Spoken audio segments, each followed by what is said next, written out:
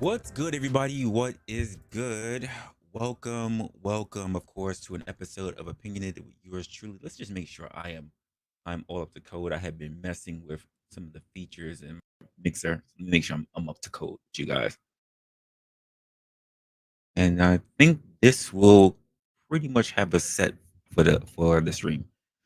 Guys, I appreciate you guys for showing up. Of course, like I said, this is Opinionated, and I am your host, Resla.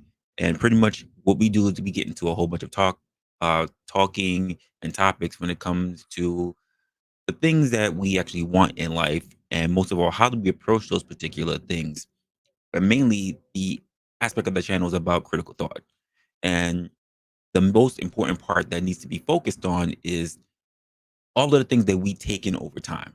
And because of all that, we need to be sure that when we are opening our mouths to many people that we are saying the right things, because you can find ourselves pretty much regurgitating the stuff that we hear online.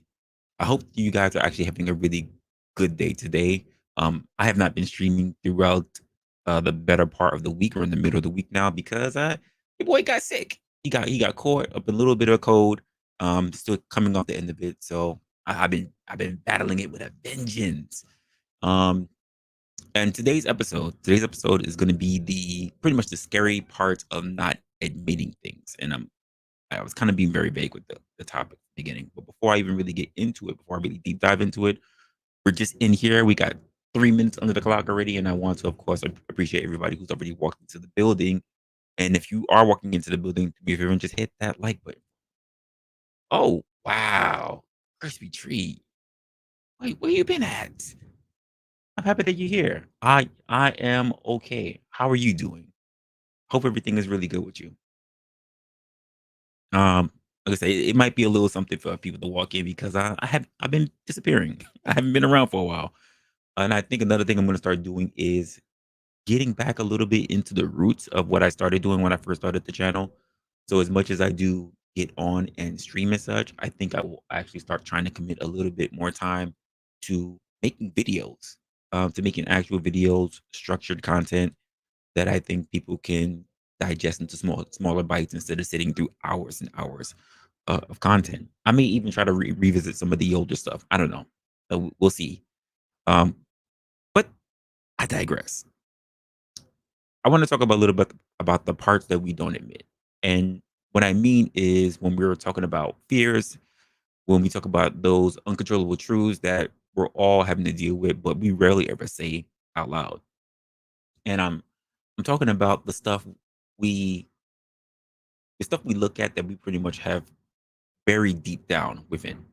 You know, I'm hoping no one really, you're hoping that no one ever really finds out those things that you think about in the deep corners of your mind. But guess what? We're going to be digging a little bit into that today. So let's just get real with that. And I'm not saying that this episode will be a comfortable one.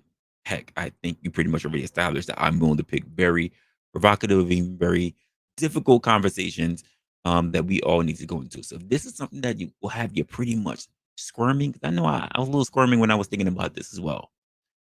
I'm just letting you know that we're going to get into it regardless. But sometimes, we got to face the truth, and we got to face all the scary stuff. And this is only the reason why we are able to grow. Now, whether it's your deepest fears, or it's something that you consider to be an embarrassing truth, or the lies that we tell ourselves in order to survive, today we're going to be talking a bit about that. And as always, I want to hear from you. So hit me up in the chat. Let me know what's going on. Or if you're catching us on the back end, do me a favor, guys, and write your actual thoughts out in the actual comment section. OG Do Dirty walked in here. He said, "Yo, hit the like." Yes, guys, please hit the like if you have not already. Cellular Podcast came in and said, "Yo, appreciate it." Mayo Monkey in here says, "What's up, fam?" Look, this isn't the first. Listen, where you been at, John the Baptist? Appreciate you coming in here. Here we go. Here we go. Yeah, I know the notification have really been flying in, but I also have not been I've not been online for a solid amount of days now. So I get it. I get it. Uh let's start. Let's get into this. Let's get into this. And I think we should start with the obvious thing, which is fear. Now, every single one of us has some sense of fears, that we like to keep hidden from everybody else. But why is that exactly? No, what is it about fear that makes us think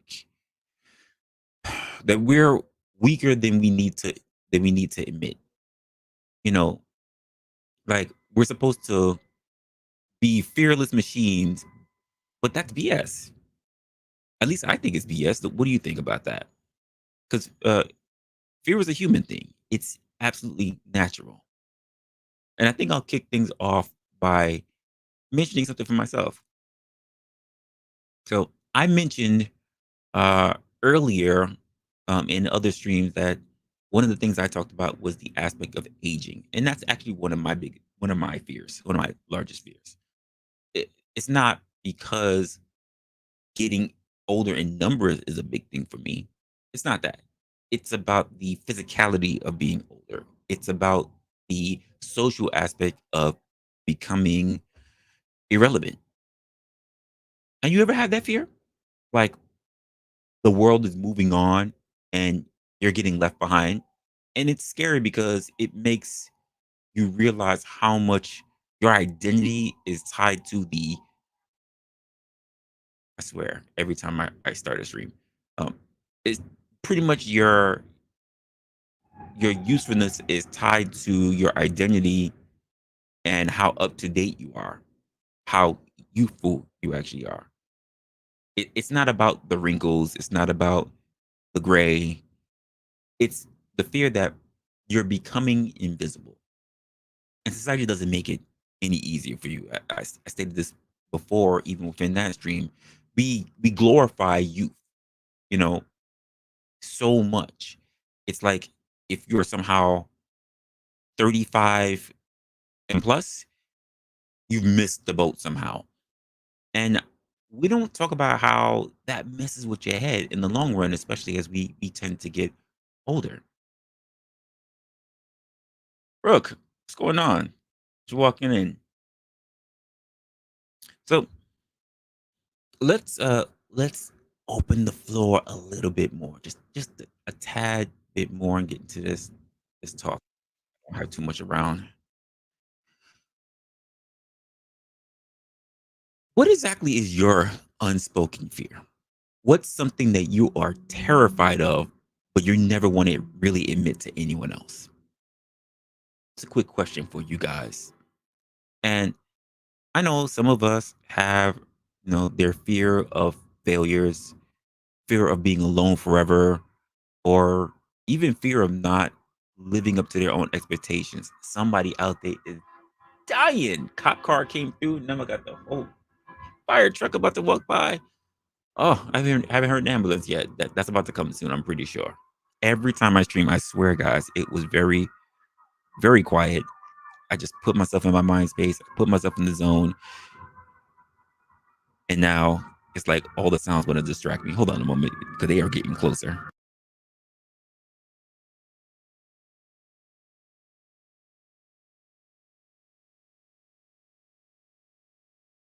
It's the tail in the rush hour, folks. It's the tail in the rush hour. What can I say? Like I said, distractions. Um, fear, fear of not living up to your expectations. There you go. Ooh, almost lost what I was thinking about. Um, that's a real thing. That's a real thing. And why is it? What rather? Why do we hide from these fears? I think it's because we don't really want to appear weak, or it's because we've been basically taught to pretend that everything is okay, even when it's not. And I've covered a little bit of my own fears in the past, but we tend to cover up fears in total, especially when we're dealing with people. It could be online, it could be whether you are on social media. I say online, that's a social media. I just realized what I just did there. And then it can be in our own lives when we're dealing with people, family, friends, co-workers. But I think we need to really dive into the lies that we tell ourselves.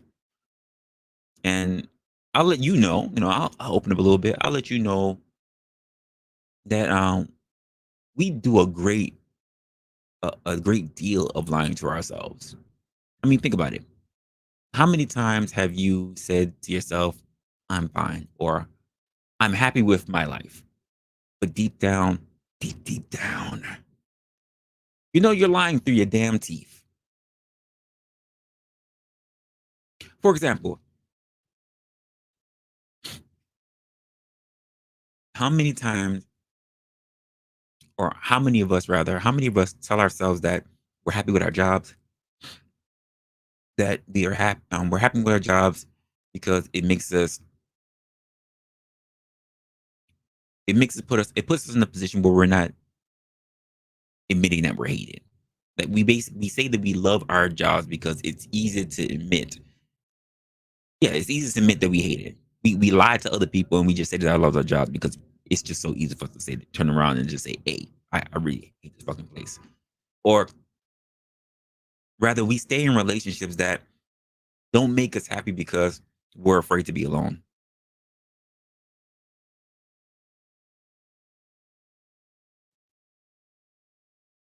Why do we do that? Why do we do that to ourselves and remind the fact that we do that to others?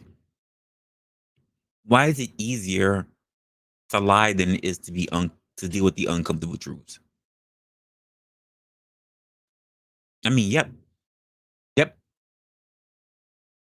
And I think that we convince ourselves that if we just keep going, maybe we'll start to even believe the lie. I think you can lie to yourself all you want, but deep down, that nagging feeling, it never goes away. You're not happy, and you know it. So why don't we talk a little bit about that? What's the biggest lie that you basically told yourself? What's that thing that you've been pretending that you're fine about when the truth is that you're not really fine at all? Now, Locksmith is up in here. I'm not even, but I'm not. I'm gonna skip that first one. We're gonna do this. He says, "What's up, fam?" I am not. What the hell was that? That was crazy.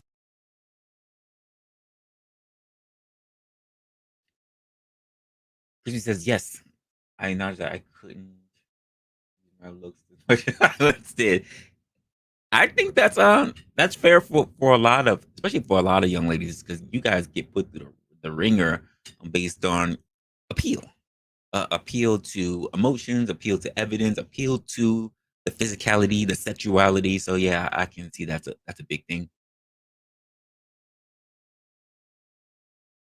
Uh, John the Baptist says, if I want to tell anybody else now, I should tell all of you. I guess so. I want to tell everything, but oh, okay, here we go. Brooke says he fears dying alone. I think that's a big one for a lot of people.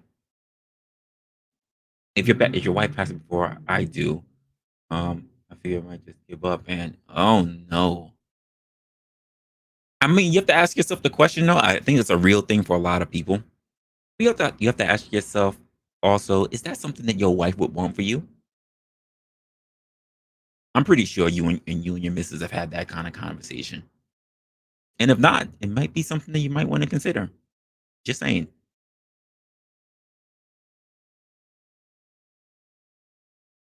Hmm. Do we end up in that point? That's true. That's true. Biggest lie. I'm gonna be young forever. All right. So this is a big thing. And so, this is a big thing that happens. I think women have the largest thing to look at that because they really tie a lot of things to their looks. But let's be honest, that happens with us as well. Um, I think it happens with us more on the spectrum of work. Um, when we are trying to advance the corporate ladder, or whatever, they always want to promote the people who look rather young, youthful. For some reason, I mean, not even for some reason, we all notice that the wisdom is wasted on the youth. So therefore, as much as we're trying to build everything on for ourselves and build ourselves up, it's a tough field where we have to try to compete with other people who are younger than us, even though we are more capable than they are. And let's be honest, they talk about this whole physicality thing, but if you're working in a job that's not really labor intensive, it's everything that's up here. That's just pretty much what it is. But yeah, I absolutely understand that as well. Oh, salute Resto. Resto just came up in here. What's going on? Today we are basically getting into the things that we don't want to admit that we're dealing with, the things that we refuse about ourselves. And LA Wilkes with the yo, what's going on, man? I'm not gonna be even getting into that. He's trying his bullshit today. Locksmith is on his bullshit already walking in here.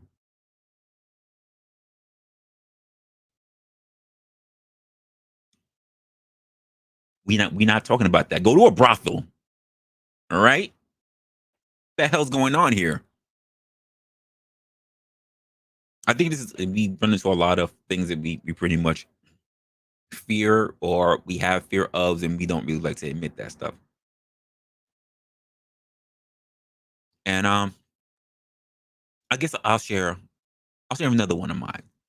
So I used to tell myself that I was happy. This was a while back ago. I still say less than 10 years for sure. But I used to tell myself basically that I was happy being a people pleaser. This is something that I told myself a lot in working in corporate industries. And you always, you always find yourself in a position where you want to be the nice guy, you know, who is the person who never says no. And I thought if I made everyone else around me feel happy, I'd be happy too. Spoiler alert, by the way, I was not. In fact, I was fucking miserable. But admitting that I was burnt out and that I needed to set some boundaries, that was actually the hard part. The easy part was lying to myself. The hard part was admitting to myself that it was more than I could handle. It was more than I could take. And what about you guys though? What lies are you basically telling yourselves because the truth is just a little too hard to face? Really sit there and think about that for a moment. For some people, you know immediately. And for some of you guys are thinking about it and you think about something else and you know the real thing that's bothering you, but you're trying to find other things that are on the list but not as effective. I want you to think about that highest thing that bothers you. Because even on this channel, we talked a lot about our personal lives. But let's zoom out and look at the bigger picture. We gotta look at society. Society sells us on a ton of lies. Think about it for a moment. We're told that there's this blueprint for life and that it goes something like this. You go to school, you get a good job, you find a partner, you buy a house, you get yourself some offspring, some cubs, and then you're set, right? But how many people actually fit into that mold? And how many are truly happy following that damn script? Ditzo's up in here. What's going on, man? How many of us can really say we fit into that script? And here's another thing. Not everybody wants to follow that path. Shocker. But if you don't know that society makes you feel this way, like there's something wrong with you if you don't follow that path. Like you're somehow a failure if you're not checking all the damn boxes. But maybe those boxes are just not set for everyone. This is the same thing as I say, like not everybody is meant to be at the top. Not everybody is supposed to make it to prime status. Not everybody is going to be happy. Not everybody is going to be a successful businessman or businesswoman. Who the hell told? Oh shit, May already beat. He was in my head. Who told you that you're going to be happy? Exactly. Who said that you're supposed to be happy? He beat me to it. He was pulled that right out, and it was lingering right in my head. Who said that? I think people they they confuse, or rather, they misinterpret the pursuit of happiness. Pursuit of, no guaranteed status of that whatsoever. I mean, I think about the pressure to get married, to buy the house, to have the kids. How many people do that because they actually want to? How many people do it because they think they have to? And what happens when you don't want to follow that traditional path? Well, for one, you get judged. Am I right or am I right? And who knows, or rather, I'll say this: who says that it's the only way to live? Why are people like, how many people you can say are still out there after some time still shitting on, say, Leonardo DiCaprio? Never really settled down. How long was quote George Clooney out there single before he actually got married? But how many people wanted him married well before then? There was no need for it. It's not the life for everybody. The same way how not all cells in our body replicate, not everyone gets married and have kids. And people should be okay with that. People shouldn't be pressured to do these things to make other people feel happy. So they can do those things so that they don't have to feel like themselves are out of place. So let me hear from you. What are some societal expectations that you felt the pressure of having to meet? I mean, even if you didn't align with it yourself, asking yourself the real question: who are you really? And as we get that question simmering, I'm going to take a look at the chat and try not to choke and die over here.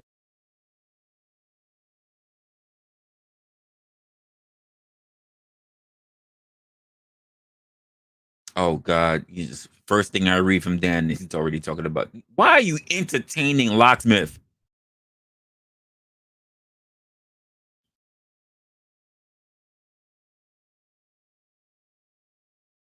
So you hit your mid-30s. Oh, you were out of corporate. I don't know. I was in there. I was in there till to 40, 40, 41 actually. I'm 42, so yeah, 40. About 40 is when I got out of it. The biggest lie you told yourself, no worries, land the trip. Yeah, exactly, exactly. Said no worries, no worries. It's still the landing strip you got on the head. It's normal, and the hair is growing. Okay, okay, okay, okay. I got you. I got you.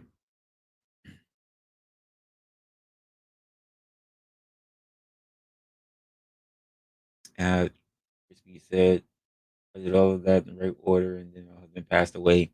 That's also a thing that does happen. So what now? So you do what plenty of people in human history have done. You move forward. Don't have to move on. You just move forward. Whether you want to focus more on yourself because it's not a we team on yourself, and now you have to take it all in stride by yourself. If you want to do the things that you may have not necessarily been able to do before or want to do before because it required on you having a schedule with that person, making sure that you both are free or whatever. Now you have more open time for yourself. And if you find that you work better in a team, you could start all over. Um, you wouldn't be starting from scratch. You have your experience. You have the experience of love. You have the experience of how to take care of an individual who's been lockstep with you. And I'm pretty sure there's other people as well that's going to be out there who are looking for someone who is like that, whether they are someone around your age, Who knows? Maybe you might want to get a little younger thing. He's interested in some older women. He needs someone to be able to show him around the ropes. Um, that's in the cards for you as well. The most important part is to ask yourself, what's important to you? And then the thing is, I guess, how useful are you to other people? How useful can you be for other people? I guess it's a good way to just start off there.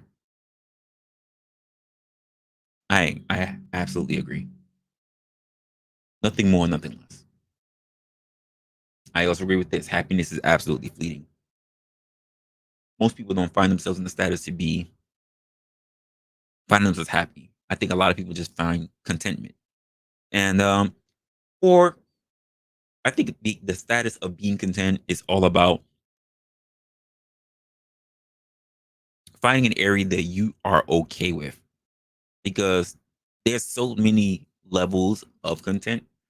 You some people are just like, this is the best I can do. This is this is not what I want, but it's better than nothing. And there are people who also have the mindset and just saying, this is what I qualify for. I'm not mad at all. I knew exactly what the world was throwing at me. I knew exactly what I could choose and what I couldn't not. And I know I made many mistakes, and this is not for nothing. This is what I qualify for. I'm not gonna be mad. Yes, I've had opportunities. Yes, I've jacked some of them up. Yes, I've had opportunities and I didn't take those. Who knows what the path would be, but life is not about life is really not about what could have been. Life is about what actually is, you know? So I get that. So you say suffering is a bit more permanent, I believe. And it is. People suffer more than they have happy times, believe it or not. I know some of us like to believe that life is supposed to be blissful, but it's not. It's not. For a lot of people, we struggle to reach a point of acceptance where we can say, I think I did a decent job. And that's why I'm remembering the conversation that we were having on one of my last lives. At least I think it was one of my last lives, where it was this aspect of striving to be great. You don't understand just how much suffering comes with that. Even professional gymnasts go through injuries and break down their bodies and everything for just what? A few minutes of glory.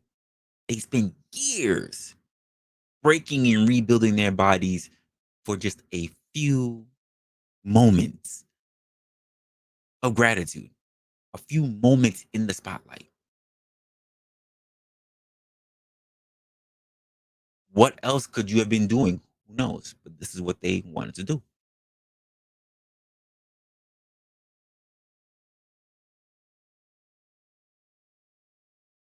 Mayo says you have a second chance to do it better.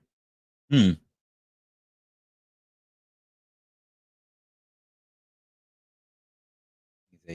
Khan says, I didn't even see you walk up here, Khan Shawnee. He says, happiness is reality minus expectations. Is it? Because I don't know anyone who doesn't have expectations. It it's like it's that double sided, well, not double sided coin. It's a coin. On one end you have expectations, and then of course on the other end you have regret. I don't know anyone who walks through life with no expectations. I know we like to say we don't have expectations, but then we can find ourselves disappointed. If you can find yourself disappointment, you have expectations. Just putting that out there. Yvette, my love, thank you for walking in.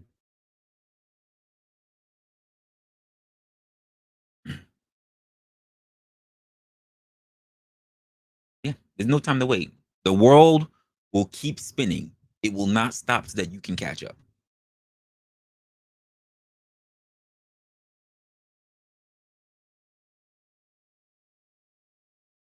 Uh, I see on my end you wrote that, John. So I'm not gonna put that up. So I'm gonna go to your second one here. So your biggest fear was that you was 22, married, one child, leaving in a different state of. Well, I mean, yeah, I think everybody has a different state, and you aren't. You're not the same man now that you were at 22.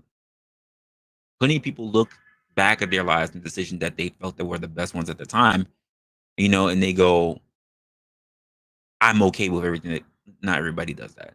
A lot of people would like to go back, even for the smallest things, and try to change it.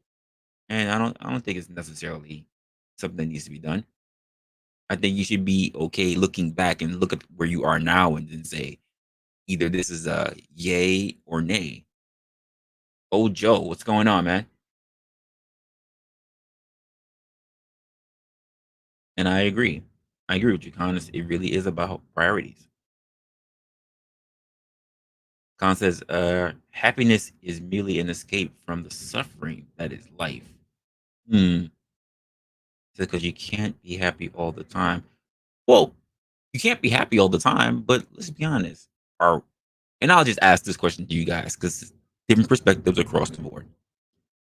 Do you know anyone who is sad all of the time?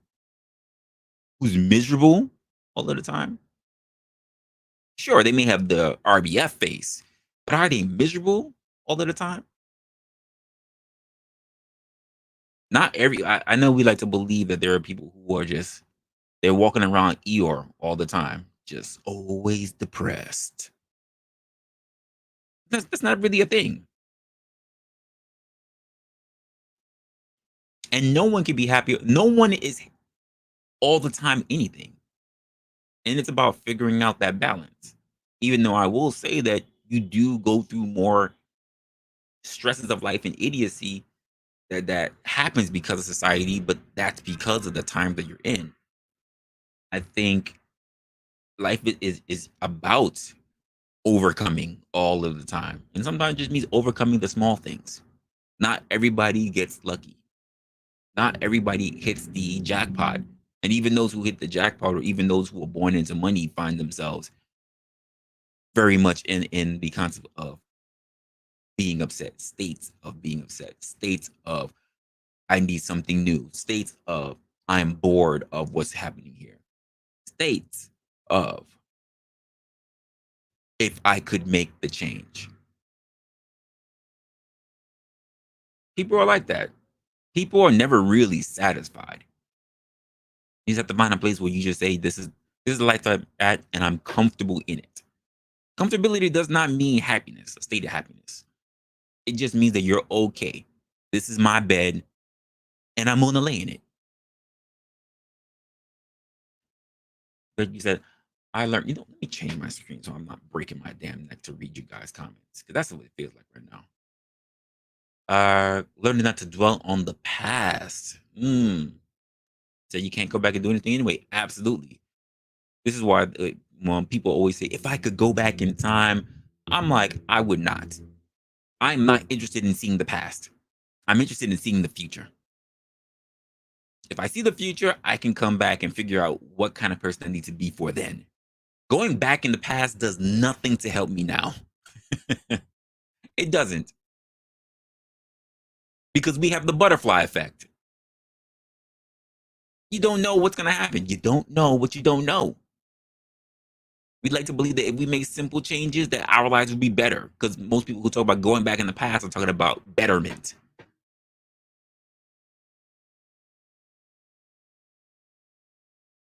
I simply would just rather see the future. I would like to see what the future is like, even if I'm not in it. But seeing the past, fuck that. Not interested. Not even a little bit.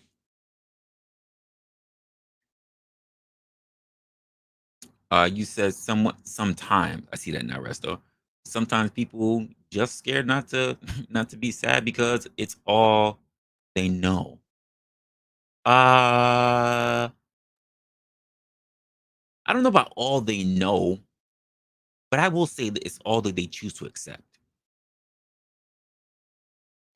Some people, and I think those people are really the ones who they base their existence, they base their state of being off of what they see other people experience. Not for what they could have, but they judge themselves based on what other people have at that time. And they think that that's what life is like. It's like the people who follow influencers online. They follow these people on social media and they think life is supposed to be like that.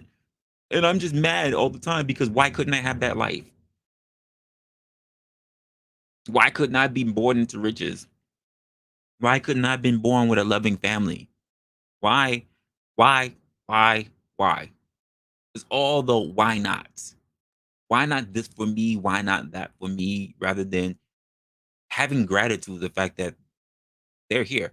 I mean, we say this, and it comes out of people, a lot of people's mouths as well. If you're really, and it's gonna sound nasty, folks, but if you're really that upset with life, a razor is not expensive. It sounds nasty to say that. So the fact that you are actually pushing forward, no one's forcing you to do that, which means that somewhere deep, deep down, you do believe that you have the chance of changing things. Hate to say to take it that grim, but you need to get the fuck out of that hole that you're creating yourself and start doing shit and stop waiting for shit to happen to you. Because here's the truth of the matter as well. Maybe it's a little bit of a motivational thing that's said, but for some people, life doesn't happen to them; it happens for them. And if you want to be in a depressive state, guarantee you, life will give you everything for you to be in that state. Which means that you got to be the person who makes those changes. You got to be the person who makes the most of it. You have a future every day that you wake up, and you have a future every day that you plan for. Don't believe you don't. Ty's up here. What's good, my guy? I appreciate that you're enjoying the show. Yes, expectations are absolutely built into us. Ever since we had to learn that we had to eat to survive. Ever since we learned that we can consume, that we can gather. That has been the name of the game. Expectations.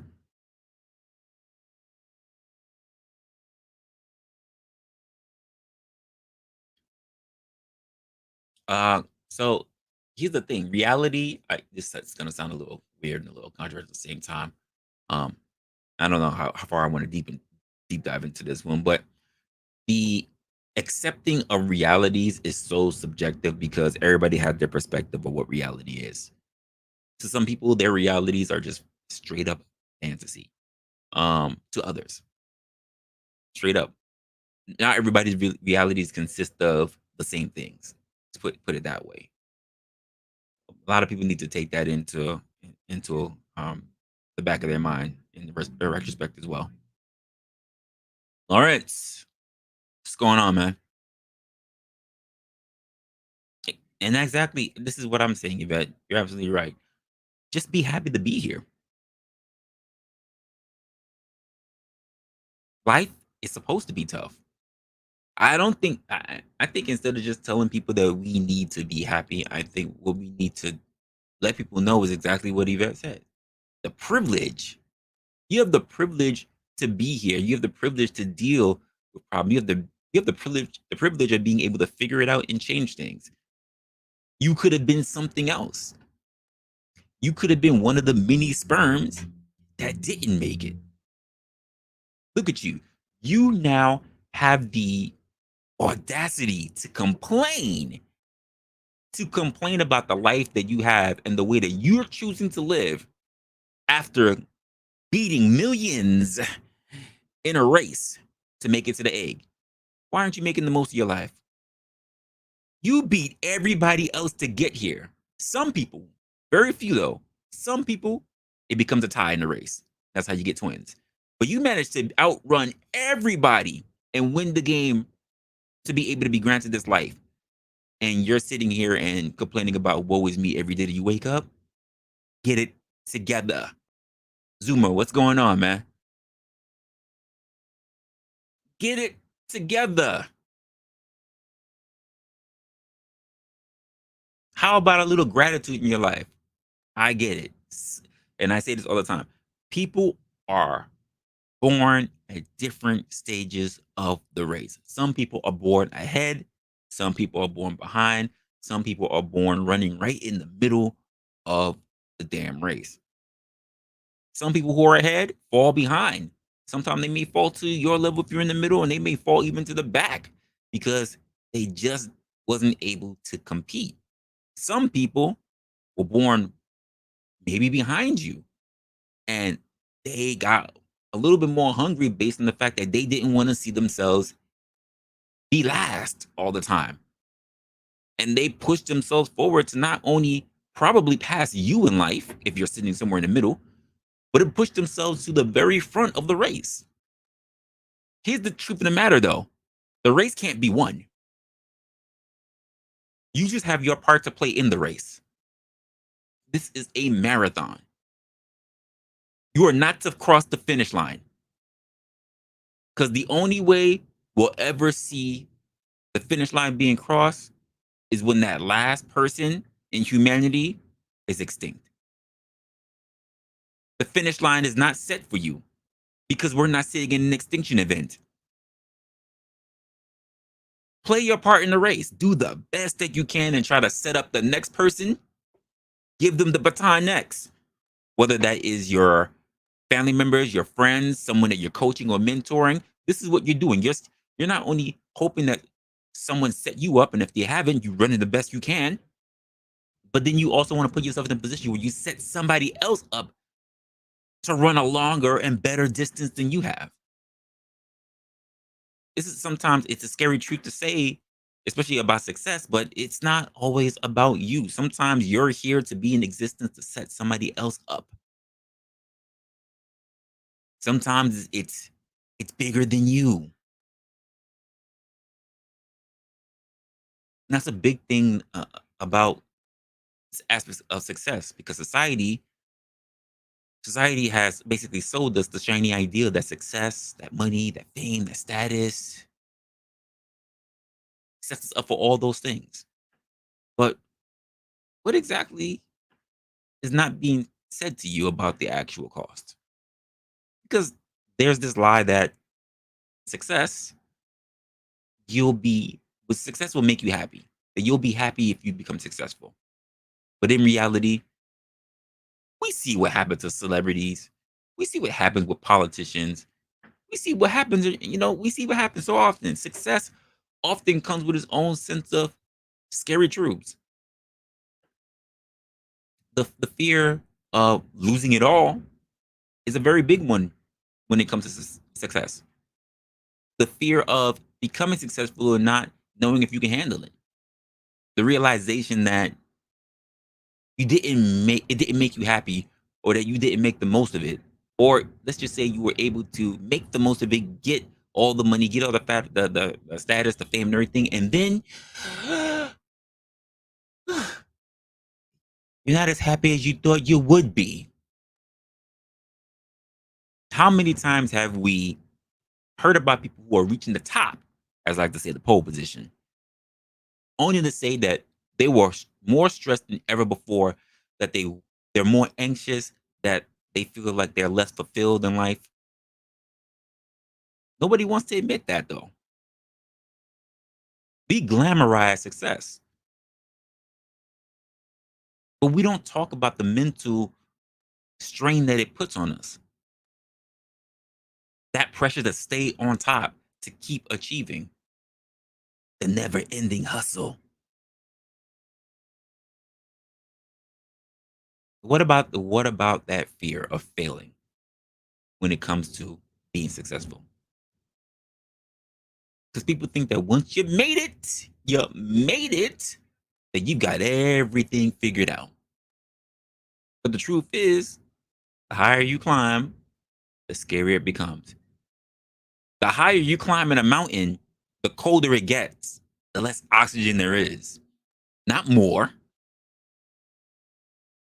One wrong move, and it can all come crashing down like an avalanche. But we don't want to talk about that. We don't talk about fears, do we?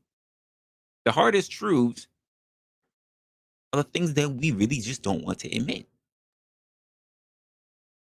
We're getting deep down into this, guys. Let's talk about those hard truths. The ones The ones that we don't want to admit even to ourselves. Because sometimes the hardest truths are the ones that are pretty much standing right in our way, right in our way, right in the damn doorway. And we like to blame others. We like to blame our circumstances. But sometimes the problem is simply us. And that's a tough pill to swallow. And here's a hard truth because I've had to admit it to myself. I've sabotaged my own success out of fear. The fear of what happens next, the fear of stepping outside of my comfort zone. And I think that a lot of people do that. We hold ourselves back because we've scared, we're basically scared of what's on the other side of change.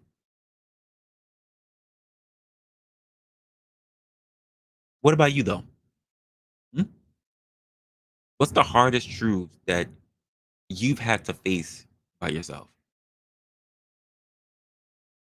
Because maybe it's that you're scared to try it, or that you're afraid of failing, or even that you're afraid of succeeding.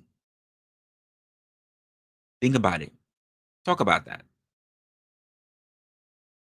And let's just say once we're in that, how exactly do we break free of fear? This was something that I learned just a couple of years ago. It's not something that was innate in me. It's not something that, oh, it's because of whatever. Everybody finds their place if they manage to find it at different times.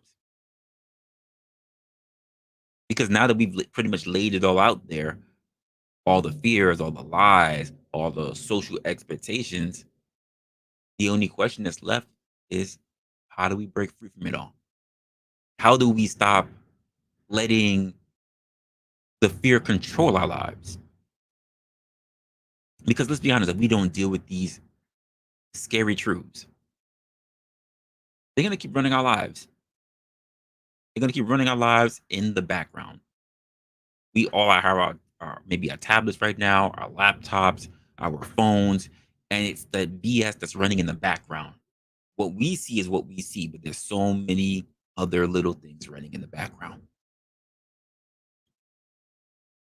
I think one thing I've learned is that breaking free pretty much starts with the honest conversation that you've had to yourself. I've had to have that honest conversation with myself in the mirror. I think once you pretty much admitted that this is the thing that you're afraid of, once you face that actual truth, it stops having the power over you. And I think that that's when the real change starts to happen. That's when the magic starts to happen because it's not an easy thing to admit. So how do we take that first step, folks? How do you think we're going to do that? Because maybe it's just about setting boundaries. That was one that helped me out. Maybe it's quitting that job that you hate. Something I have to do. Maybe it's about having that tough conversation with someone you've been avoiding. Whatever it is, the only the only way to really get the only way to move forward is to go through, not around, through. So why don't we brainstorm? Why don't we get into those conversations about it? Whatever it is, the only like I said, the only way is through. And I would like to know what's one thing that if you can start breaking free from your fear, what kind of person do you think that you will be on the other side? How do you see that person in the future? Because the truth of the matter is, who you are to be, you are now becoming. That being said, let's have that conversation.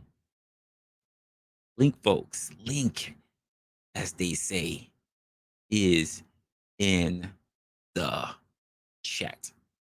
And in the meantime, I am gonna take little bit of break. I'm going to see what I can do, and I'll let you guys mull over this.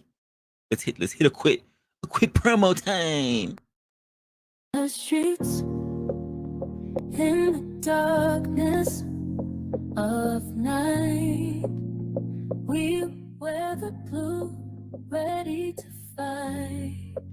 Every move we make, every step we take, undercover blues, our lives at stake. Beneath the surface, we find the truth. Evaluate, cop, searching for proof. We serve and protect. It's in our blood, but sometimes it's tough, misunderstood.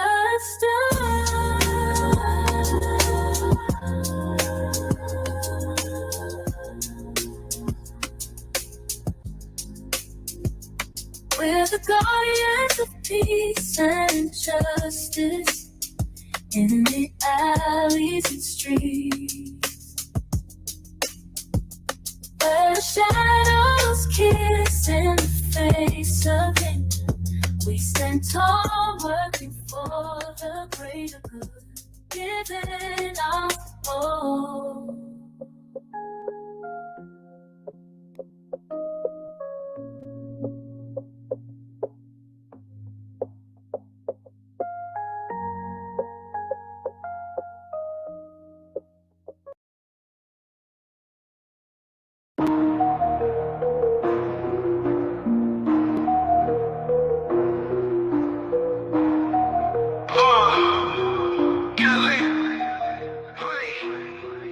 OG do dirty, flipping packs in the back, stuffing the blunt, fat stack, jet black Cadillac, stacks in the mattress, cash cow status, walk in the streets, heat up, no crack, blood blazing, smoke hazing, OGs in the attic, crispy clean kicks, ain't nothing static, southern nights, trap dreams, raw matic, light it up, inhale the magic. Erratic down south, making moves, 808s hit raw, sip the lean, slow the scene, outlaws on call, counting bills, run the grills, trap house ball, switches in the air, grandiose alcohol, dirty dope dreams, crew so mean, life's a movie scene, trap king, royal elite king, purple haze phase, hazy days, cash in the streams, hit the streets, beast mode, blitzy jewel scheme, OG too dirty, leaning like the tower, got the power, hour after hour, living fast, mile high, never sour,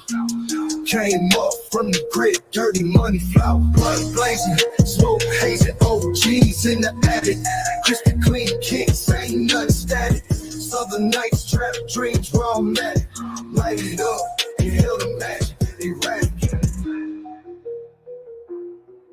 OG do dirty, leaning like the tower, got the power, hour after hour, living fast, mile high, never sour, came up from the grid, dirty money flower, blood blazing, smoke hazing, OGs in the attic, crispy clean kicks, ain't nothing static, southern nights, trap dreams, raw matic, light it up, inhale the magic, erratic.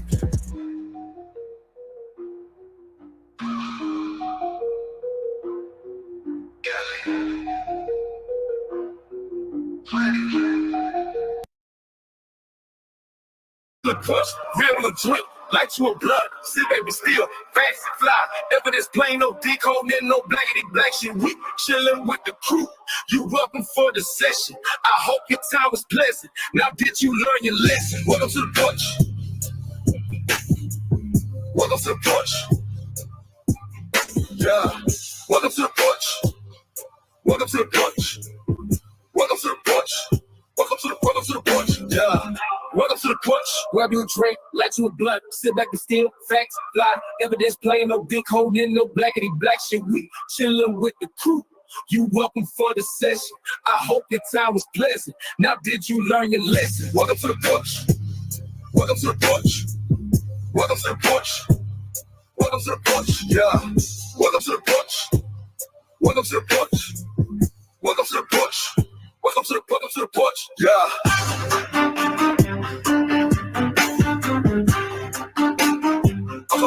to the punch. Yeah.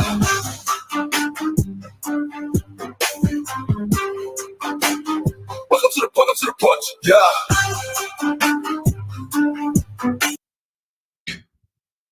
All right.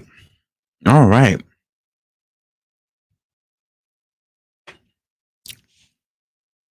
Ooh, this must be a really big one for you guys. Seem like none of y'all want to really get your concerns out. To have your voices heard. I get it. It's a bit of a weighty conversation. A lot of people don't like to really get into those deep corners of their mind and really talk about the things that bother them. But this is also part of a conversation that we should really start having about the people that in our lives and what exactly do we share with them. Because I think a lot of people, the same way how they're not admitting things when it comes to themselves, is the same way how they don't admit things to the people that they're the closest people with. Family, friends, all of that. I think it's something that people should really walk away and really think a lot about their own time. With time walked in, he said, "What's up, sir?" Nothing. Chilling. Same old shit. More or less. Trying not to get further sick.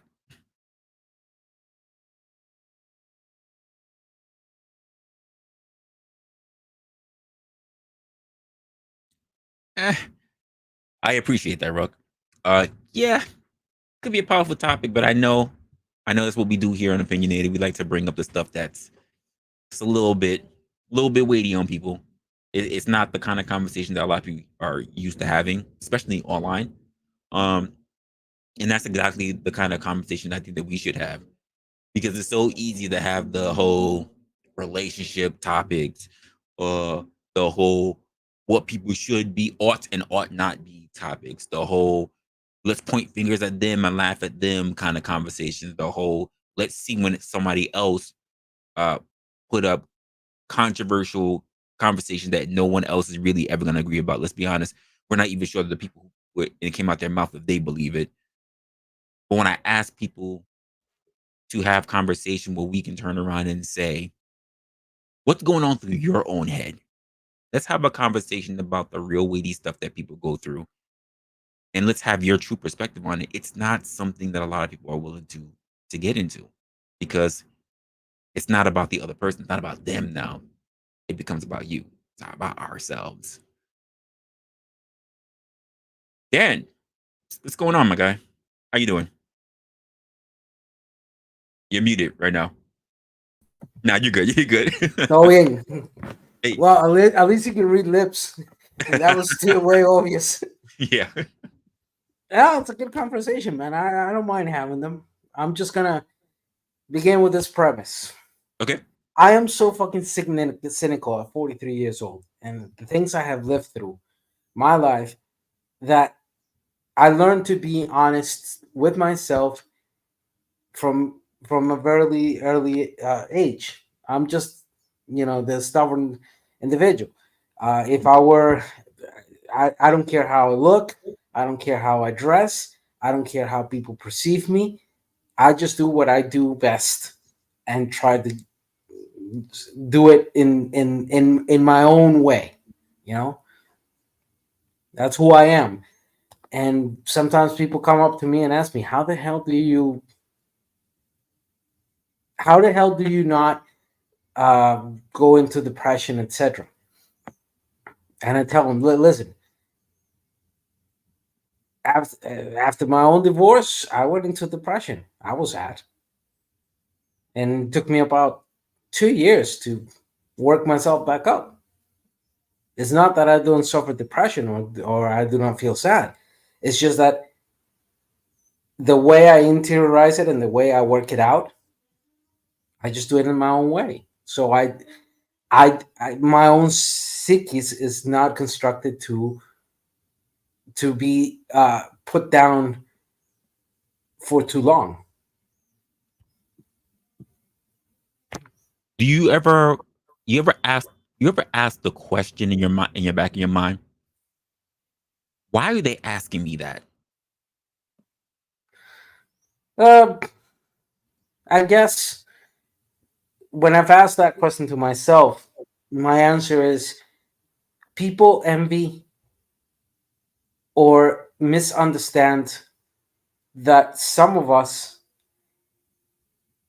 because of the things we lived and though how those things shaped us, we've become immune to a degree to enable those intrusive thoughts or those uh, that little voice in the back of the head to even have a voice.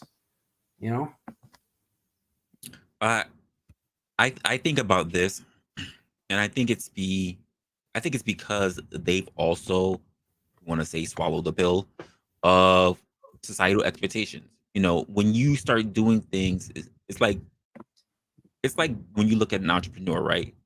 Why did they do that? You know, why did they step outside the box? And you kind of have to. Why? It's it's not normal to be a trailblazer.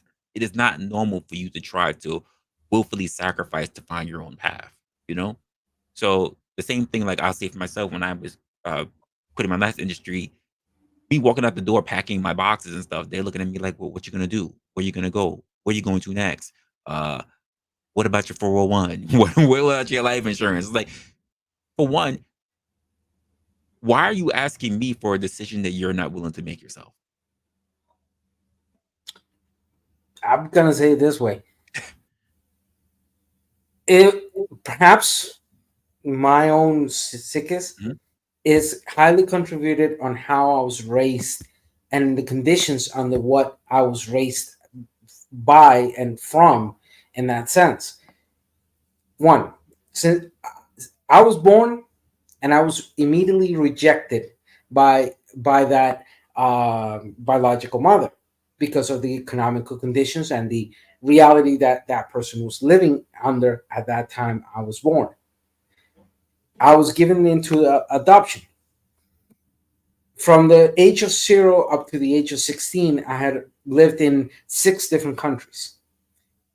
I was exposed almost immediately to different perceptions of culture, of relationships, etc. And I learned real quickly that it is better to be alone by yourself before you enter into relationships of friendship, love, or any otherwise. Learn to construct yourself before you are helping to construct or being there for others. And I think that in many ways, societies, especially those that emanate from Abrahamic religions, do that backwards. Hmm. Well, I mean, okay, so I'll speak out the inverse in that, which is that people say it's people find themselves within other people, within the people that they quote marry or in the relationships with for long term, whatever. And but I'm wholeheartedly well, not wholeheartedly, but I'm very much in the same camp as you. I do think you need to spend time to by yourself to know yourself to be able to best know what's the mold for you, who's the best person for you. Being able to take care of yourself is so much easier to manage, and therefore you can spend time on them rather than you don't really know yourself, and now you guys are both fumbling through the dark.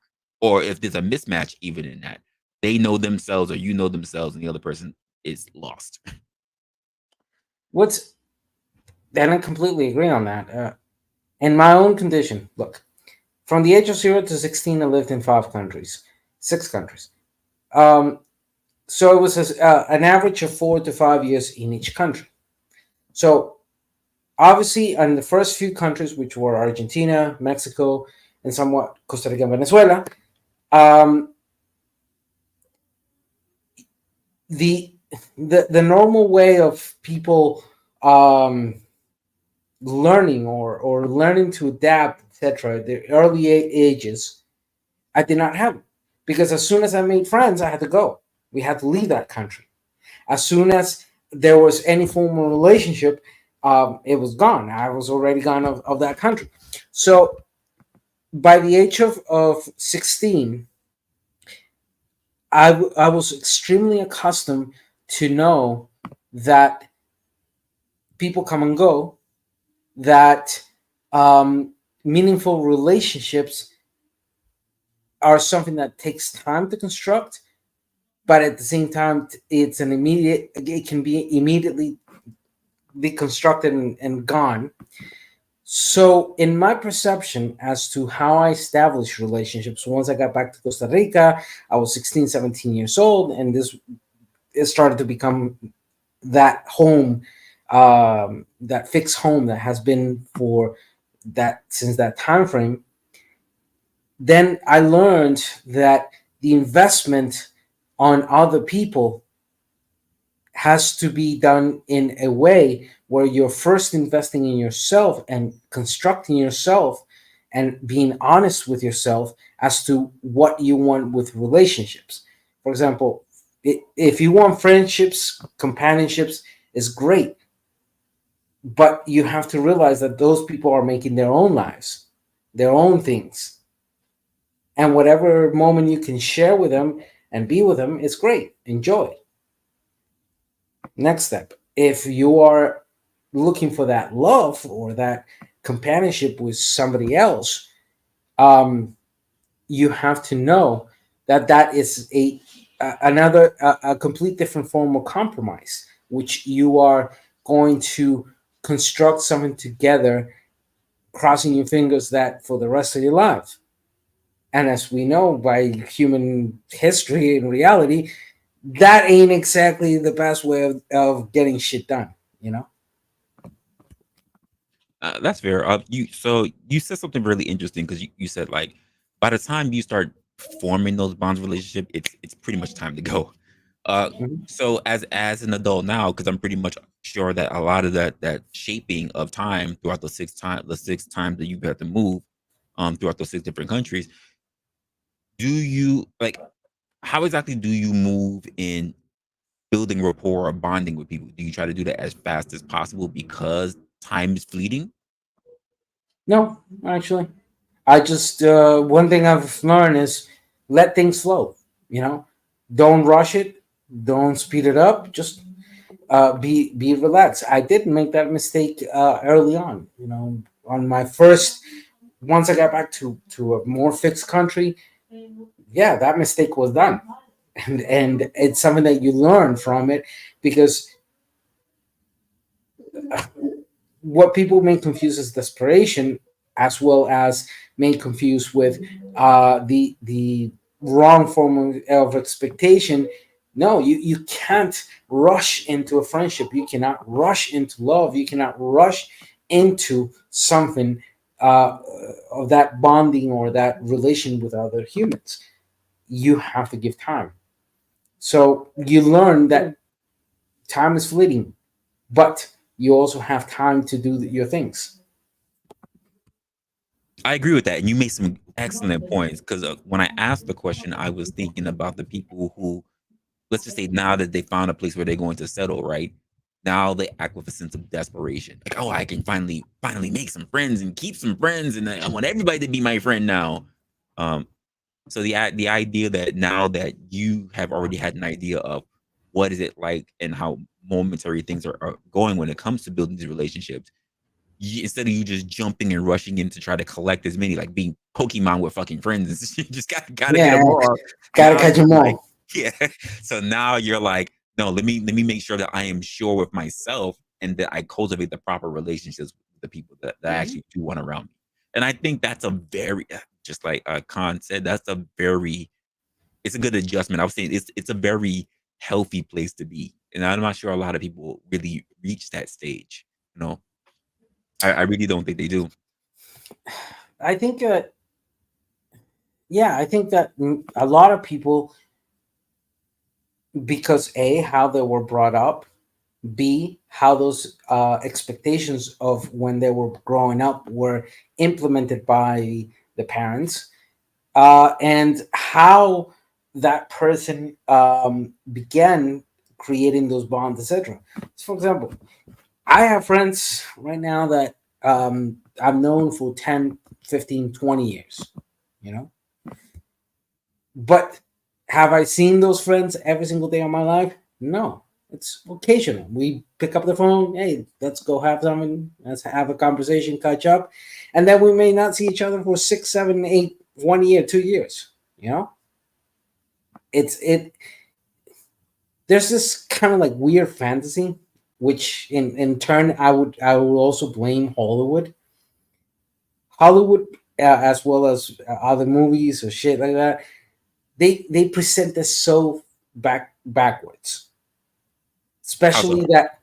that age of coming of age type of movies, that the friends of high school are gonna be there forever, or that a stable life under the so-called criteria of middle class type of thing is going to give you more fruitful relationships, or that you can find the love of your life by accident, etc. And those projections are just stereotypes. In real life, Wait. Are you saying that you can't just happen upon the love of your life, sir? They're not just gonna fall into your lap when you try to get coffee at Starbucks? That's not a thing? oh my dear Satan, I have sinned. I am extremely sorry if I have touched the toes of the unwillingness belief that you can find in a Starbucks the love of your life just because you bumped at them and dropped your coffee on their lap and gave them a third-degree burn on the crotch. Well, the way how Locksmith has been talking, apparently he's supposed to meet the love of his life by a freaking hand job. The way he been talking in the damn chat. Well, I'll tell Locksmith this. One is grateful by a consensual hand job after the age of 30. Wait. Let's just go with that part because that's a funny statement to make. Consensual hand job. Yeah, I mean, you're not gonna go out there in the world Wait. and I'm trying to figure out what are the studies of coerced hand jobs. Like I'm trying to figure. exactly. Well, I mean, hey, there's some weirdos out there. You never know. I mean, I've Well, known what do a, you do? Do you mean mug them the entire time? Yeah, keep going, keep going. one. It's Keep like, well.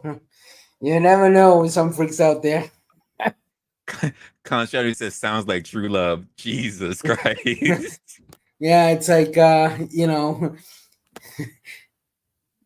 a coerced hand job would be that one with a an RA-15 right on the forehead, and like here, keep going, keep going. You're doing great. I might just spare this one. Ah man, Damn. yeah, I may not go Ted Bundy on this one's ass. Oh man. So I was thinking about this whole thing and just like this unspoken fear that people have. And it's because so many people have these deep seated feelings and they just feel like they're trapped. Like they don't know where to go. And when I was having these conversations, or rather reflecting back on the conversations, I thought about myself. It's believe it or not, it's other people that push me to do what I do now. Because a lot of people live in that state of flight rather than fight. Even if they're not admitting It, that they're running, they're running. it's fascinating to me because I do the things I do primarily not because only because of other people. I do it because I am in myself convinced, or uh, not convinced. I am fully aware that there are things that need to be changed and to improve. Meaning that if we are able to change and improve those things, eventually those things will benefit and make life easier for everybody else. But that reasoning Right there, I am not doing it for everybody else. That's a byproduct of my actions. I am doing it and working on the things I'm working because in my own way, I just cannot stand idle while shit is hitting the fan. I have to stand up, try to catch the shit, and see if we could reconstruct it and put it back on the ground. You know? I think that might be something that's built to your unique position, because you were put in a space where you've had to become a bit more, how do I say? You've had to assess situations really quick and become, and kind of had to grow up really fast. Let me just put it that way. Some Yeah. people are, but like that's an individualistic decision that you made, rather than there are people who are forced to be in that position. Like you're forced to take care of all your siblings because you're the oldest. Like that's a different position to be in. It's a self-elected one that you put yourself to, not one that was forced upon you. And the comparisons that I'm making in that is that there are people who they they feel the expectation, they feel the need to make sure that people don't look at them the wrong way. They get married because that's what their parents want them to do. You know, they get kids because their mother wanted grandkids, not necessarily the things that they wanted for themselves. They are so hell bent on how other people are looking at them. That's why I say they don't fit into the mold. So they tell themselves lies in order to live out this false sense of reality. You know who, in my case, is the best uh, birth control of all time for me as an individual? My mother. Because from the moment I was 15, Oh, 16, please explain, because I know people are going yeah, pause, pause, pause, pause. Please, please because explain. from the age of 14, 15, my mother started telling me that I better give her grandchildren. I'm 43. I don't, and I have not have any kids. Why? Because my mother, in her great wisdom, would always tell me she did not care if I got a woman pregnant as long as that made a grandchild. Wow, any woman would do. Damn. It didn't matter. Of course, look, I'm talking about a woman who was born in 1946 or 11/9/46. She was 20 by the 60s. She's now 78 and 43, so she was around 34 when she got me. So we're talking that, a type of woman who encountered that conservative bullshit that she broke free of in the 40s, 50s, especially in the 50s. She became a rebel in the 60s. She was a one of those freed up type of individuals, heavily political, heavily involved in her stuff, whatever. Down with the man. So when she started saying that to me, unfortunately, she got a rebel son, and I was like, "No, hell no! I'll give you a grandkid if that happens, but I'm gonna take care of myself. I don't want to be paying for a kid uh, for 18, 20 years of my life, Okay, So far, I have not done so. so let me ask you a question, and you don't have to answer if you don't want to, but I'm gonna ask you the question. Do you have any children? No, Do you no. want children? Like, I Hmm. mean, I mean, considering, and we're talking about the present. Yeah, At present. your age now, would you still be considering having children? If it happens, it happens, but um, it's not something that right now is guiding me, but I don't discard it immediately. So it's not something that is entirely fully guiding me in that sense, but there is something I do want to do when I reach probably the next 7 years. I want to adopt because I want to give what was given to me. Ah, it makes sense. It makes sense. Yeah. Um, So I think a lot yeah, of people are not looking at it that way, but it makes a lot of sense. having biological kids, it's not something that is driving me. But that idea of me adopting somebody else, yes, I want to do it. And I'm calculating that in the next 7 years, I may be able to financially be stable, and at the same time provide that one or several people that I may adopt kids. And honestly, I'm not thinking just a baby from the age of zero. I'm thinking different ages, because I've worked with adoption all my life because I'm adopted. So that's something that drives me a lot. Uh, so you know that that probably will mean that you're going to have to partner with someone just because it makes the adoption process so much easier. Single men is just very Mhm. difficult to get It's to get difficult. to. Right now I'm with a partner for Okay, about a good year enough. and a half. Good. I don't know where that may be going. Of course, yes. We're just enjoying it ourselves.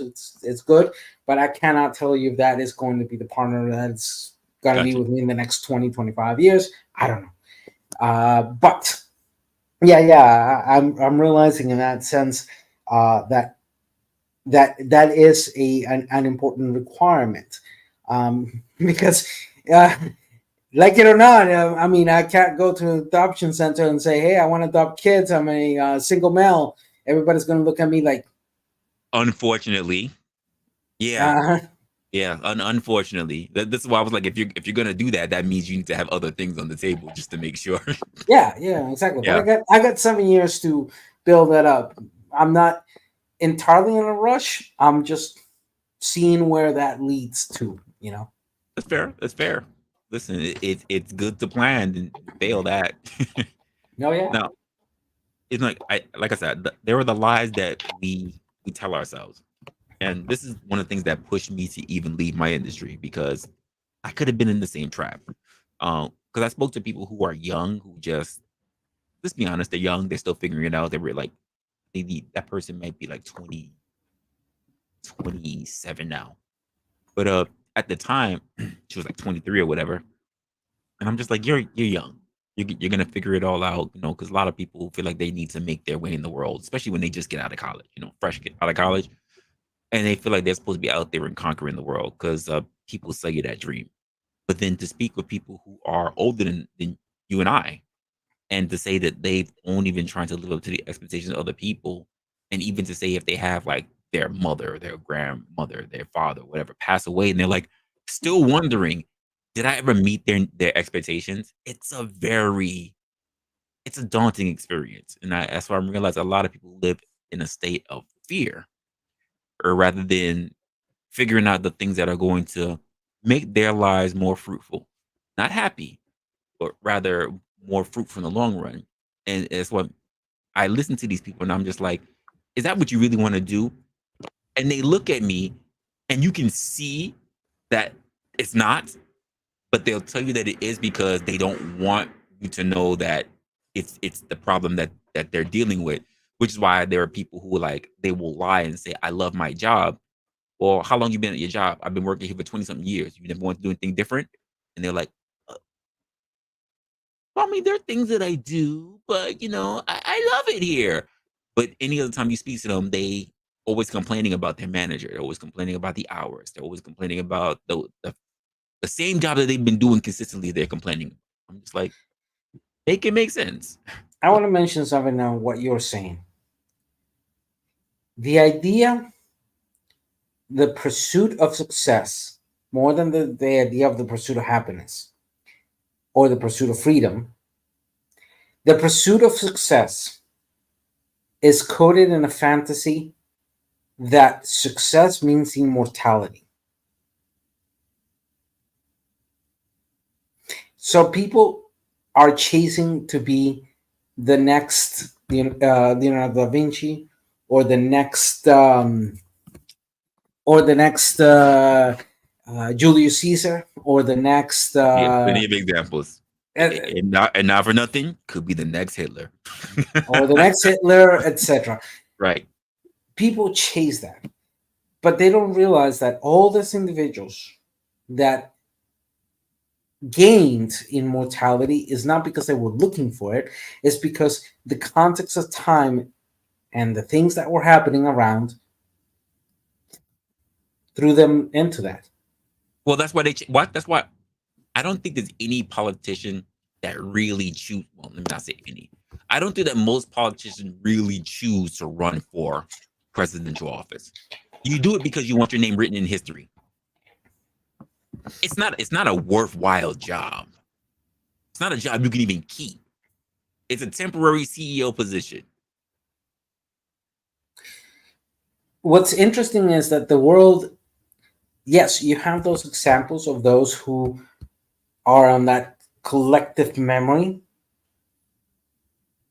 but the worlds they lived in were not constructed by them alone. Correct.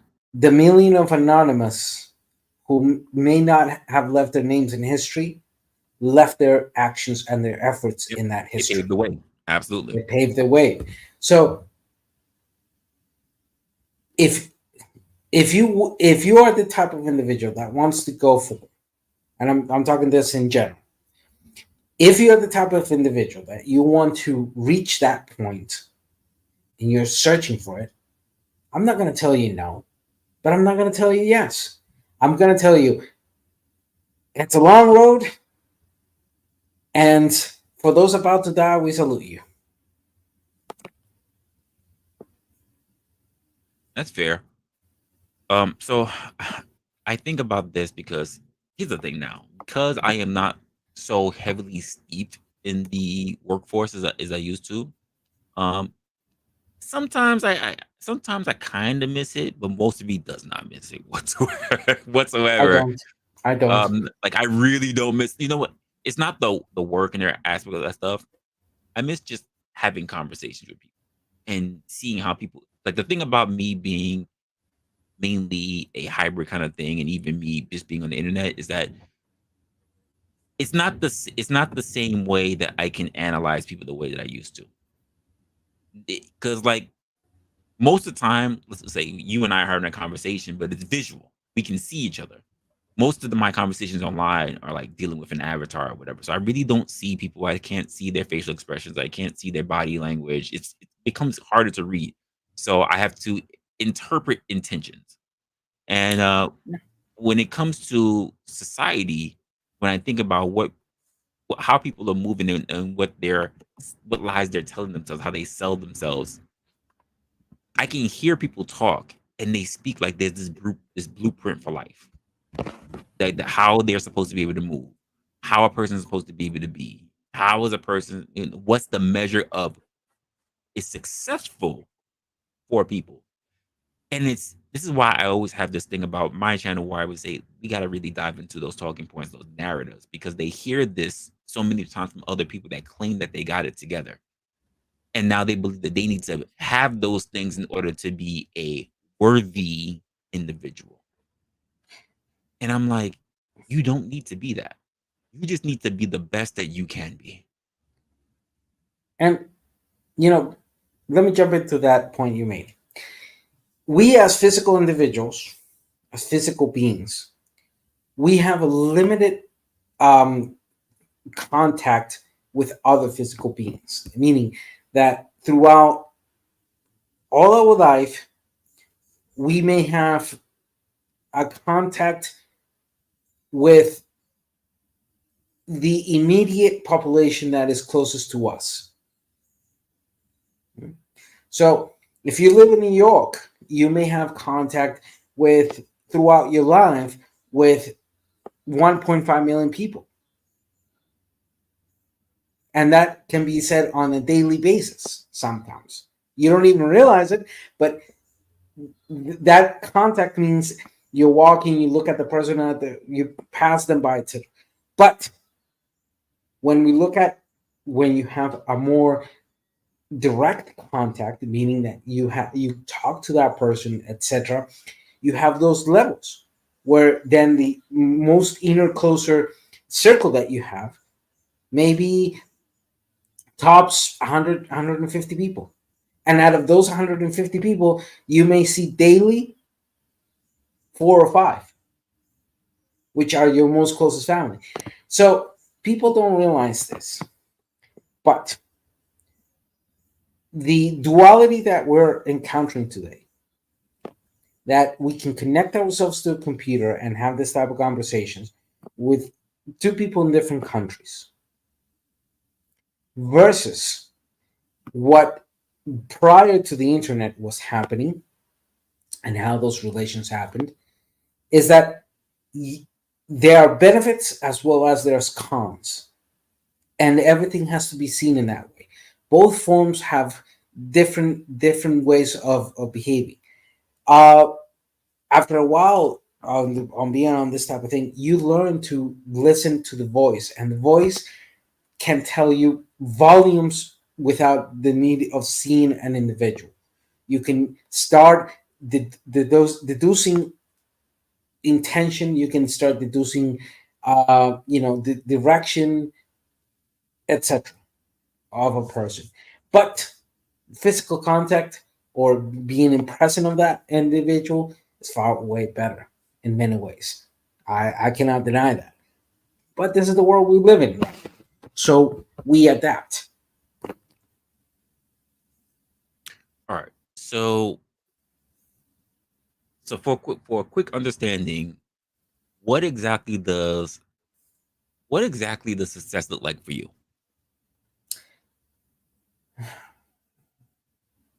Okay. To me, success means to be able to achieve the goals I have set for the visions I have, or the idea that I have. But success is also being able to adapt, knowing that the my idea of what it should be done to what it gets done is completely different. So I know that between my visualization of what it should be or how it should be done is always going to be met with Murphy's Law, and it's always going to be different from the actionability, praxis, axiomatic reality that happens. Sometimes it may be somewhat closer to what I was expecting, sometimes it won't. So, to me, success is being able to reach that goal, knowing that we did the best we could to do it the best way we can, knowing that eventually some things will fuck up. All right. So being that you laid that groundwork for you in your perspective, I would ask the question, what do you think is the common lie that people tell themselves about success in order to avoid what is considered to be making the dangerous steps? In my opinion, one of the major lies I have seen from people, especially well here in the Western Hemisphere, is that success means imposition of one's will over somebody else or a group of people. That in order to have success, or the idea of success, that the end goal is to step over other people to achieve that goal, and justify that by saying that's the way it is, that's how it is, that's how the world works. And the second lie I think that they tell themselves alongside that is that success, or when they gain that success, is because their own actions by themselves and alone. And they do not recognize that through the road of success, by themselves, they couldn't have done much. But in companionship with others, that success was able and achieved. That's fair. That's fair. And I think most people need to have that sense of acknowledgement that they didn't get here by themselves. I run into so many people that think that somehow like they make it seem like they walked out the damn womb by themselves. Like they just started doing everything by themselves. I'm just like, just calm the down. Cut down. Yeah. Like what are we doing here? Um, all right, so I'll ask you a question that I'm not too sure many people were, at least on the internet, at least I think. I don't know how many conversations you have with people, but I'll ask you a question I don't think most people are want to ask. And it's a simple question, but what do you think is the hardest truth about yourself that you've had to come to grips with? The what? What do you think is the hardest truth that you've had to face about yourself? The hardest truth. Hmm. One, that my own stubbornness can become my own hindrance. Interesting. That if I am not careful as an individual, as me, that my stubbornness can also signify that hindrance and create problems that then either can drip to others or I have to fix. So that's one of the hardest truths, realizing that even though one can understand the will to continue forward, one has to give a pause to look and be aware of everything. And when I say everything, is everything before you make an action. But at the same time, don't spend too much time on that pause because then opportunities, doors will close. All right, that's cool. Uh, for myself, I think the hardest thing that I had to come to grips with is that I had to learn to give myself grace. I realized that I had a hard time giving other people grace because I didn't give myself grace. That's just really what it was. Um, we talk about learning about ourselves and providing that to others, and then like we also talk about the golden rule: treat other people like how you would like to be treated. Mhm. But I always stopped for a long time and said, I don't want to be treated like how you treat yourself. I see you don't take care of yourself. I see you treat yourself bad. I see you think you have the lowest amount of care for yourself. Why the hell would I ever want you to treat me like you treat yourself? You know, sometimes I just had to even ask a really weird question to people, which threw them. Like I was some reason I was a master at asking questions that people were not used to, and that was like I would meet somebody and I would just say, "Hey, like I don't know who you are, and I really don't want to disrespect you. How would you like to be treated?" That's a question that people just don't really get in their face. Wait, what do you mean? Like treat me how you would treat other people is what people normally say. Well, no, no, no, no. But how would you specifically? How should I treat you as an individual when I'm interacting with you? And most people didn't know how to respond to that. They felt like it was a trick question. And it's because most people weren't really put with them as being as the center of the focus of that conversation, being in the moment and saying, I don't want to disrespect you. How would you how would you like me to treat you? You want me to treat you? How exactly does respect look like to you? And I would treat you with that. I don't want you to think that it's because the way how I treat everybody is the way how I should treat you. I'm gonna ask you specifically. I'm giving you the three things that I go for, and that's that care, that mercy, and grace. But I only came to that point of that ideology, if you want to put it that way, when I started giving that to myself. Because for myself, because I didn't give myself enough grace, I had to be able to come to grips with the fact that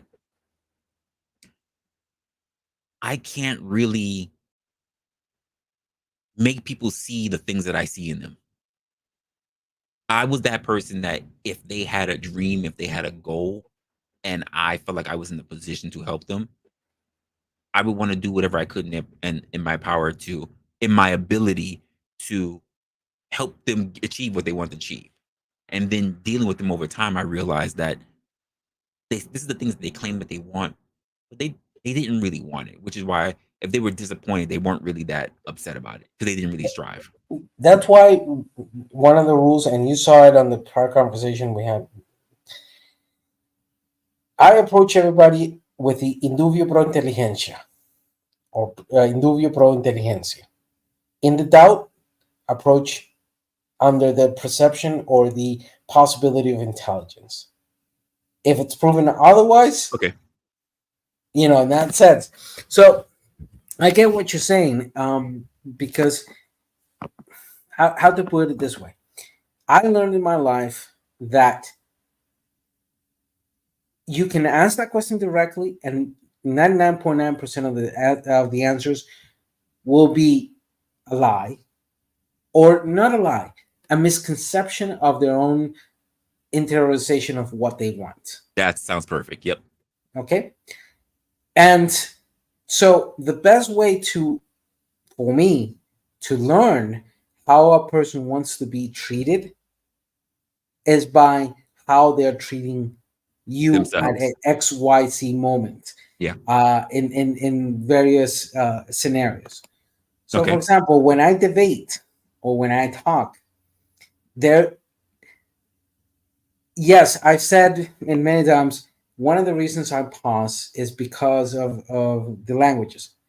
But people have not caught into the fact that that is just one of the reasons why I do that.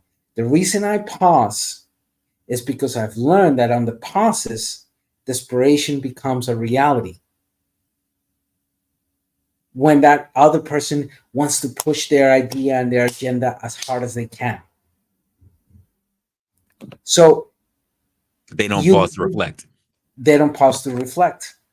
So by me pausing to reflect and to slow down the things, I'm tapping into something that they are not prepared for.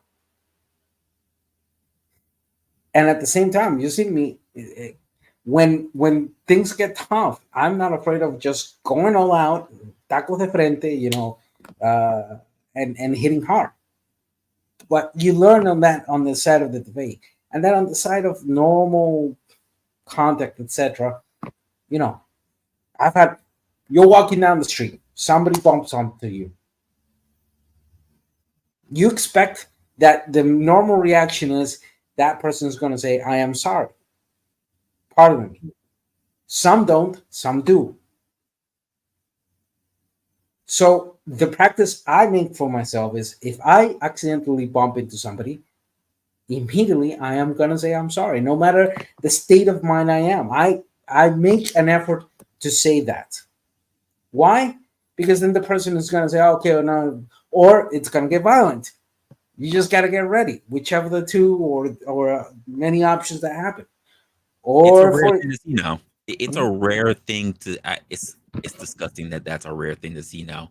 I've had somebody just cut really in front of me, in front of the turnstile at a train, and I just kind of looked at them. They turned around. They were like, "I'm sorry. I shouldn't have done that." And I'm just looking at them like, "Wait, you actually apologized for that? You knew that you did something wrong, and yet like." Oh shit! Okay, cool. Nah, we're good. We're good. The yeah, no, apology was enough now. Like, yeah, and that's just I'm giving those examples because at the end goes back to that point. Indubio pro inteligencia, or indubio pro inteligencia, refers to that. In the doubt, you don't know the person. You do not know that person until you interact with them. So normally, what you do is, since you have doubt, you are siding with the side of intelligence, whatever intelligence that may be. But if it's shown otherwise, you're going to match that feeling. I agree with that. I agree with the sentiment. I think for a lot of people, and for those who are watching, whether you're live right now or you're catching the back end, hopefully you really take like a lot of stock when it comes to that. A lot of people are not willing to admit the things that are bothering them or the things that they're really insecure about. And again, it's not about pointing out your insecurities to the world, but you coming face to face with them is the point that I'm having, because what put me on the path to even like you and I would not be having this conversation today if I didn't really look at a lot of individuals have those particular conversations and just said, Yeah, not for nothing, I don't want to be like them. exactly. That's really what it is. Look, I'm going to tell you two stories. One, um, I, I was in XYZ City, and this guy, he was in condition of street, aka homeless. He asked me for something. I look at him, and I have to make a quick decision. Is this guy for real? Is this guy not for real? So I turn around to him and I tell him, listen, you hungry? Guy tells me, yeah, I'm hungry. So I tell him, wait there 5 minutes. I went to one of the closed shops that were around. I bought some food. I give it to him. You know? And this guy looks at me and he says, if I look at you on the street, I would think you are someone who has no empathy because you look tough, etc. And I told him, listen, eyes Interesting. deceive. Um, eyes deceive, man.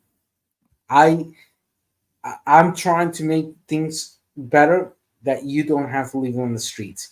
I cannot fix everybody that's on living on the streets, but I can fix the conditions to at least minimize how many people are on the street.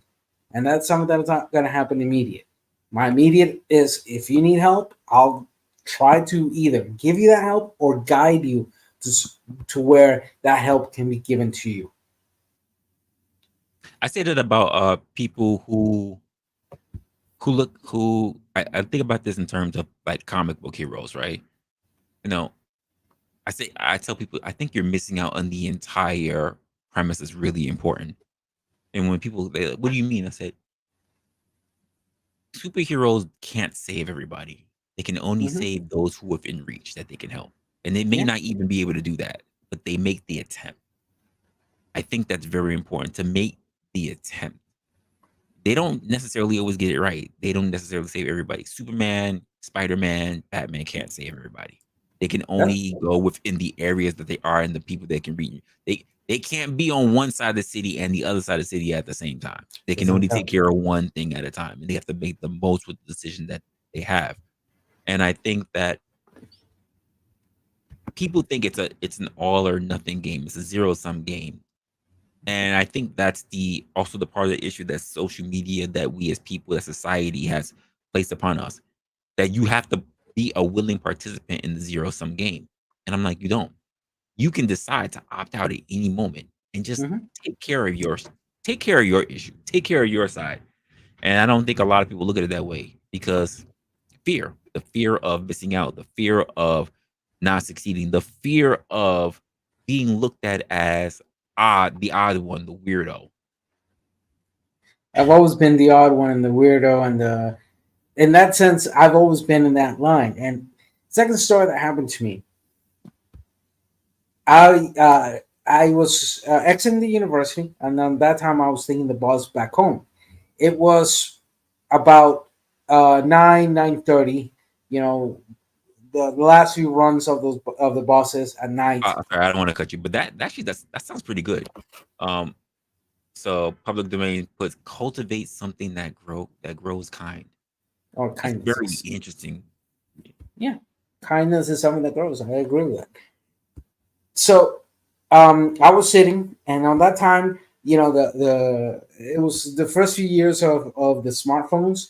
So I remember I had a Samsung S, I think it was, or a S2. I don't remember which of the two. I had them. I had taken out. I was just writing. I'm on my way home. Blah blah blah. And suddenly a hand comes down and tries to dig out my phone. We're talking. This was about 20 years ago. So I'm 20. I'm I'm in a good Go ahead, condition. go ahead, go ahead, go ahead. Say it. I was jacked as shit. I was jacked as shit. I was good. I was looking good. I'm fat now. I'm overweight and all that stuff. I did not have the landing strip back then. So my immediate reaction was I held on to the phone and I threw the uppercut because I was sitting down on the bus station. So when the hand comes down, the guy was standing up. I throw the uppercut and I connect. And there's this two guys with knives trying to rob me. So I look, I've trained in martial arts. I am a relatively calm individual, but I've known violence. I have had to be in violence, and by the age of 20, I've had um, look 5 years ago, 5 years prior to that, I was in Venezuela in the attempted coup of Chavez. So I learned what is a military coup, and I had to be ready in case they came to kill us. My father told me, "Hey, listen." He put a 38 on my hand, and he told me, "If they come here, shoot to the head, or shoot to the neck, or shoot to the balls."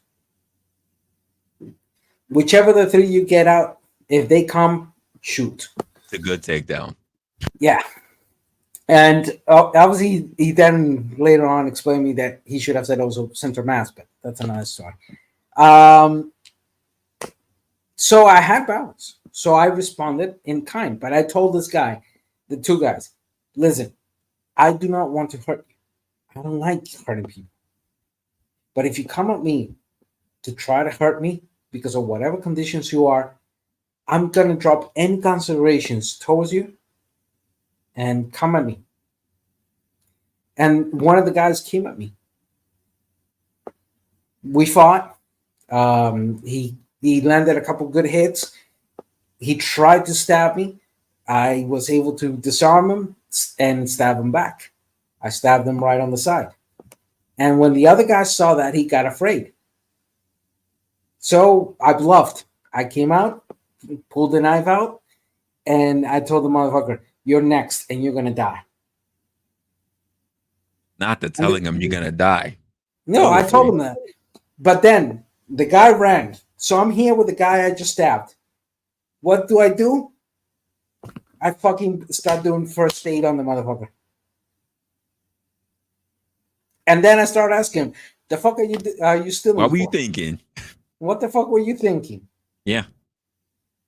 And when the cops arrived and everything, they tried to take me in. Luckily, there was a camera close by. So they took me in, they interviewed me, etc. But when the camera, they were able to see that, the whole thing unfold. So they said, no, I mean, we can't accuse you because the camera clearly shows it was self-defense.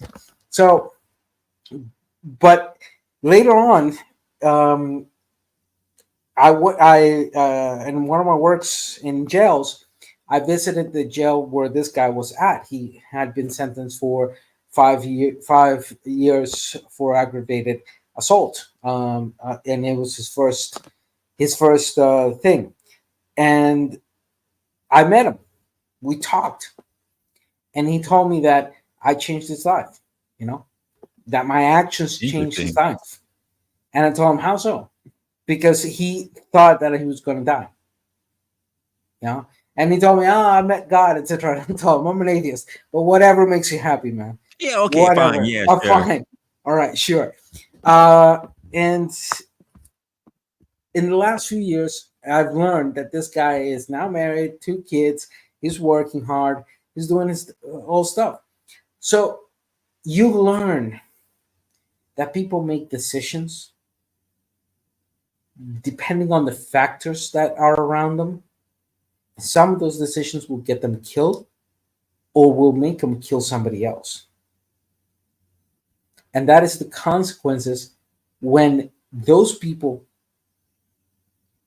and the conditions those people are in are not enabling better decision making and better opportunity grasping than those opportunities that mean force or aggravating someone else. Got you. All right. Well, I'm gonna start clearing this out because I wanna end this stream soon enough. But I do want to ask a question, like, because it seems like in society right now, a lot of people are not really a lot of people do not believe that they're in a position where they can be able to express some of the fears that's going on in their mind. And from your own perspective, I want to know what you think about how people can be able to break free of that societal pressure and essentially come face to face with their fears, and if they want to make the most of their lives. Honestly, as me myself as an individual, I cannot say a far sure guideline, but the only thing I can say is if you need to face your fears or you need to go beyond your fears, then you have to start by being honest with yourself. If you can't talk to yourself, how the hell are you going to expect to talk to others and others to hear you? Some good shit. Would you recommend it if a person can't begin by talking with themselves, that they should seek someone like a therapist, someone who's non-biased to speak to them? If that helps, yes. Yeah, if that gives you a the possibility, yes. I mean, I have my criticisms around psychology and psychiatry, but one of the things I do not criticize is that sitting down with another person and talking shit out actually makes things a little bit better. That's what's up. That's what's up. Mhm.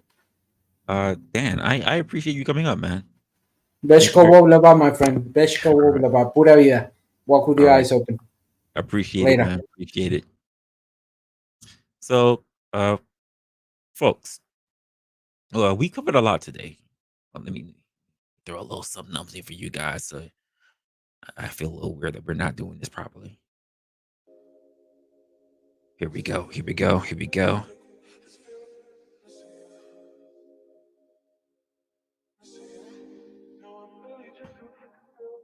All right, folks. So we covered a lot today, and I think if you're still here, you still happen to be with me.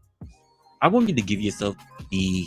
I want to give you pretty much a pat on the back for sitting it through it. It was a pretty weighted conversation, and I know we bring a whole lot. That's not necessarily the whole chips and juddles and joys and energy that make you want to jump into the conversation. But this is an important one that people need to have. This wasn't an easy conversation for a lot of people who's going to be hearing it, whether you're here live or whether you're on the back end. Um, but it is a necessary one. I think that we have talked about our fears and the very things that we keep pretty much buried, the lies that we pretty much tell ourselves, the societal pressures, and how we basically are living with that, and how we take those particular pressures and we just hold it under.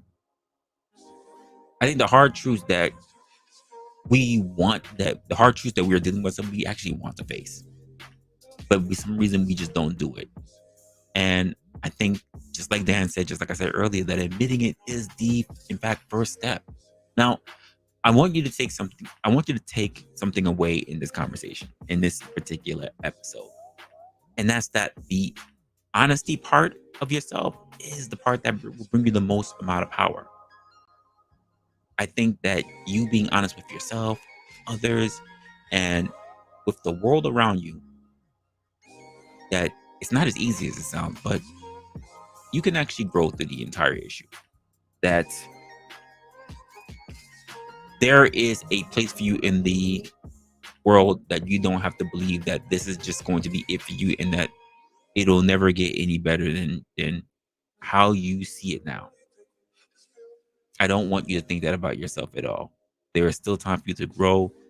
There is still time to evolve. There is still time for you to get real, get active, and be able to change the future of your life, if you're so looking for that to be the case. Guys, I'm Resla. Don't forget to like, don't forget to subscribe, share this episode if you have somebody you feel could really handle this message and really think about something going on with themselves. And remember, let's just keep the conversation going. It doesn't have to stop here. Keep it going in the comment sections if you catch us at the back end. Hit me up on my socials. And then, of course, keep it real, keep it together. Until next time, you guys know what it is. Stay opinionated.